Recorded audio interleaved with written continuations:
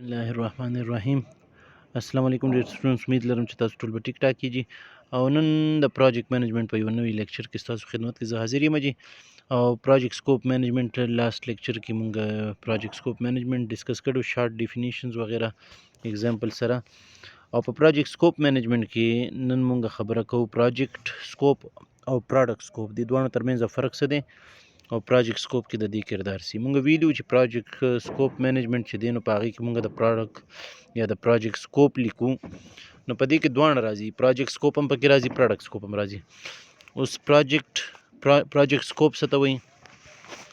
پروجیکټ سکوپ چې څنګه د دې ډیفینیشن نو واضح دي چې ډیفاینز د پروجیکټ scope is the work performed to deliver a product, service or result with the specified features and functions.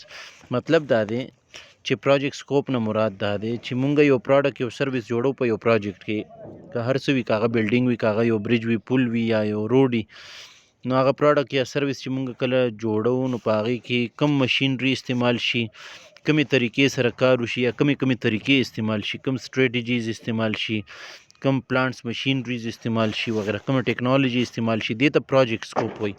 او پروډکټ سکوپ څه ته وایي؟ پروډکټ سکوپ نه مراد چې یو پروډکټ مونږ جوړو په هغې کې به څه فنکشنز وي، په هغې کې به څه فیچرز وي. لکه یو موبایل وي، نو یو موبایل مونږ جوړو، یو نوی موبایل مونږ جوړو، نو په هغه موبایل کې به کیمره څومره وي، په هغې کې به ډیزاین، د هغې به ډیزاین څه وي، د هغې به سپیسیفیکیشن څه وي، د هغې به داسې نور مختلف قسمه خوبیانې خصوصیات وغیرہ داسې، د هغې میموري به څومره وي، د هغې به ریم څومره وي، د هغې به روم څومره وي، د هغې به نور داسې فیچرز وغیرہ چې څونه په یو موبایل کې مونږ ګورو نو هغه مونږ پکې ساتو. داسې که یو روډ جوړیږي مثال، نو یو روډ به څومره بوج برداشت کوي، په دې کې به څومره مثال سریې استعمالیږي، دا به څومره اوږد وي، څومره به پلن وي وغیرہ وغیرہ، دې ته مونږ پروډکټ سکوپ وایو. نو پروجیکټ سکوپ کې مونږ یو پروډکټ یا سروس جوړولو دپاره چې کومې طریقې استعمالیږي هغې باندې خبره کوو. او پروډکټ سکوپ دې ته وایي چې یو پروډکټ کې کم فنکشنز او کم فیچرز وغیرہ استعمالول دي، جوړول دي، هغې ته مونږ پروډکټ سکوپ وایو.